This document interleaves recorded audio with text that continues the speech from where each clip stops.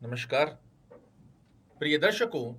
आज का ये कार्यक्रम मीन राशि वाले जातकों के लिए बहुत ही महत्वपूर्ण होने जा रहा है, या फिर मैं कहूं कि आज का ये कार्यक्रम आने वाले 8 महीनों तक ज्योतिष गणना के आधार पर आपको देने जा रहा है बहुत बड़ी राहत। तो ये शायद गलत नहीं होगा।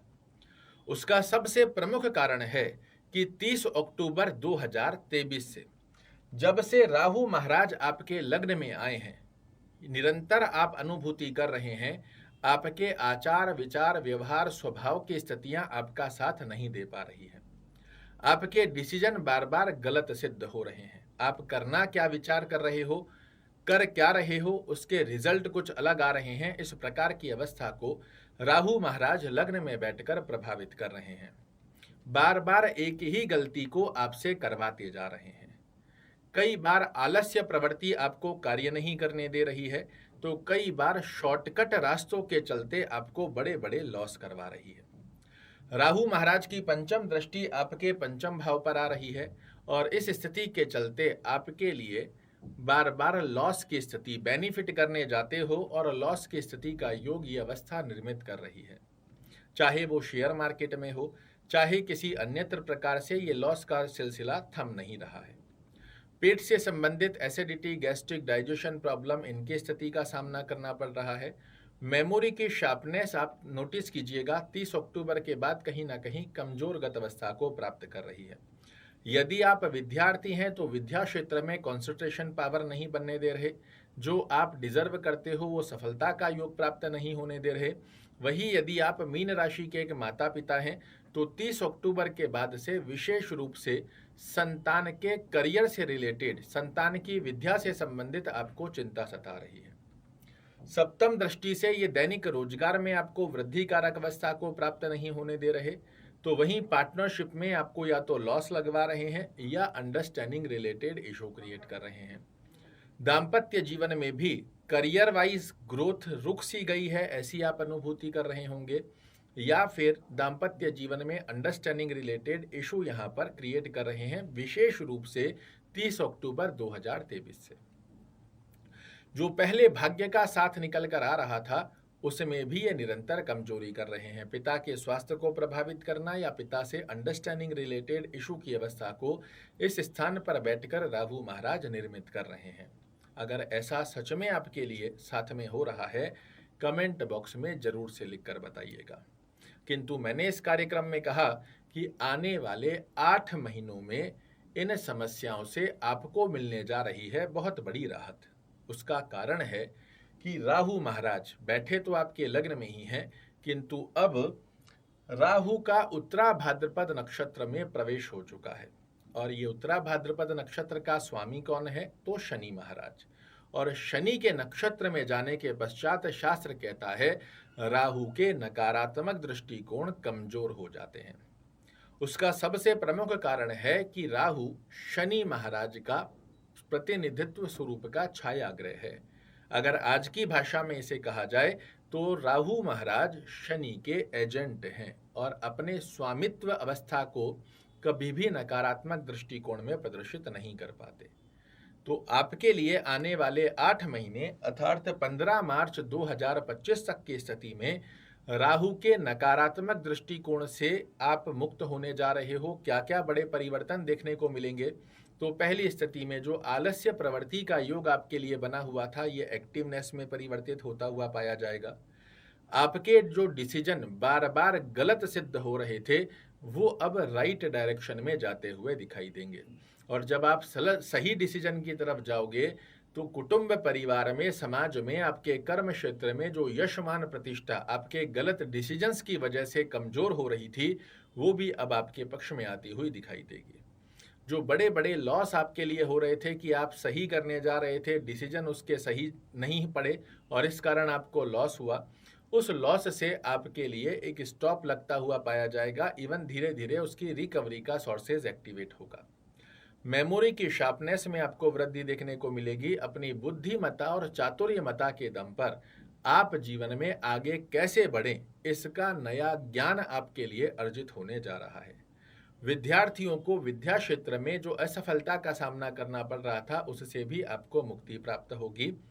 माता पिता हैं, संतान की विद्या से संबंधित चिंताजनक स्थिति में बने हुए हैं, उनके लिए एक अच्छा योग बनने जा रहा है। साथ ही दाम्पत्य जीवन की ग्रोथ में जो एक स्टॉप लग गया था, अंडरस्टैंडिंग रिलेटेड इशू या स्वास्थ्य के दृष्टिकोण में प्रभावित अवस्था बन रही थी, उसमें आपको इम्प्रूवमेंट देखने को मिलेगा। दैनिक रोजगार जो आपका डेली वेजेज है, इसमें आपके लिए बड़ी राहत का योग बनने जा रहा है। पार्टनरशिप में जो आपको लॉस लगे हैं, पार्टनरशिप में जो आपकी एक्सपेक्टेशन के अकॉर्डिंग रिजल्ट ना बनने के चलते अंडरस्टैंडिंग रिलेटेड इशू आए हैं, आप किसी भी व्यक्ति के साथ पार्टनरशिप कर रहे हैं, वहां से आपके लिए एक अच्छी राहत का योग बनने जा रहा है। और साथ ही जो 30 अक्टूबर के बाद राहु महाराज ने भाग्य के साथ की अवस्था को भुला दिया, उस अवस्था का भी अब आप अनुभूति करोगे कि पिछले समय में जो गलत डिसीजंस के चलते रिजल्ट नहीं आ रहे थे, अब आपके राइट डिसीजंस के साथ साथ में भाग्य भी देगा आपका साथ। क्या करना चाहिए ताकि एक पक्षगत अवस्था में राहु महाराज आपके लिए अच्छे रिजल्ट बनाकर दे पाए? तो देखिए, एक तरफ में तो आपके ऊपर शनि की 7.5 प्रभावित कर रही है, दूसरी अवस्था में राहु महाराज प्रभावित कर रहे हैं, और ये स्थिति आपको बहुत स्पष्टीकरण में अनुभूति करा रही है जैसे आपका पैर किसी ने पकड़ रखा हो।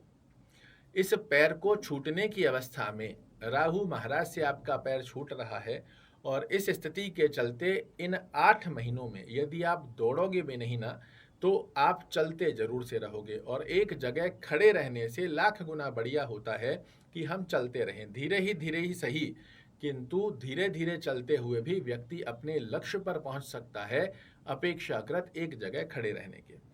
राहु महाराज का शून्य मात्र भी नकारात्मक दृष्टिकोण आपको प्रभावित ना कर पाए, इसके लिए आपको सर्वश्रेष्ठ अवस्था का योग होता है कि आप रोजाना एक माला राहु के मंत्र का जाप करना प्रारंभ करें। ओम रांग राहवे नमः। बहुत से लोग इसे ओम राम राहवे नमः कहते हैं, ये राम राहवे नहीं है। रांग गैसे गाय वाला ग, रांग राहवे नमः। इस मंत्र का नित्य आपको एक माला जाप करना है।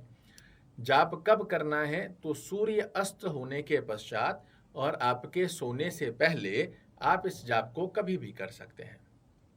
साथ ही राहु का उत्तरा भाद्रपद नक्षत्र में सर्प योग की अवस्था में प्रवेश हुआ है, और इस स्थिति के आधार पर शास्त्र कहता है कि जब राहु का नक्षत्र परिवर्तन शनि के नक्षत्र में जाए और सर्प योग की स्थिति को प्राप्त करे, तो आपके लिए ब्रह्मास्त्र की तरह कार्य करती है भगवान शिव की आराधना करना।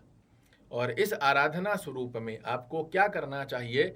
तो यदि आपके घर में पारदेश्वर अर्थात पारे के शिव जी हैं, नर्मदेश्वर अर्थात नर्मदा से लाए हुए शिव जी हैं, या स्फटिक के शिव जी हैं, यदि ये शिवलिंग आपके घर में कोई भी बने हुए हैं, आप रोजाना एक गिलास में थोड़ा सा कच्चा दूध लीजिए, उसमें थोड़ा सा शहद मिलाकर, 2-4 बूंद शहद मिलाकर भगवान शिव का अभिषेक करते हैं।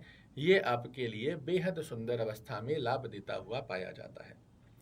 अगर आपके घर में शिवलिंग नहीं है तो भी कोई बात नहीं, घर के आसपास में यदि शिवालय है वहां भी जाकर आप ये अभिषेक कर सकते हैं।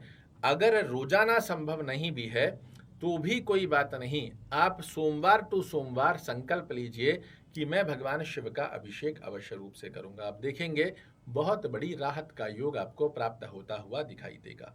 तो राहु का जाप करना और साथ में ही भगवान शिव की आराधना करना आपके लिए बेहद सुंदर अवस्था का योग बनाकर देता है।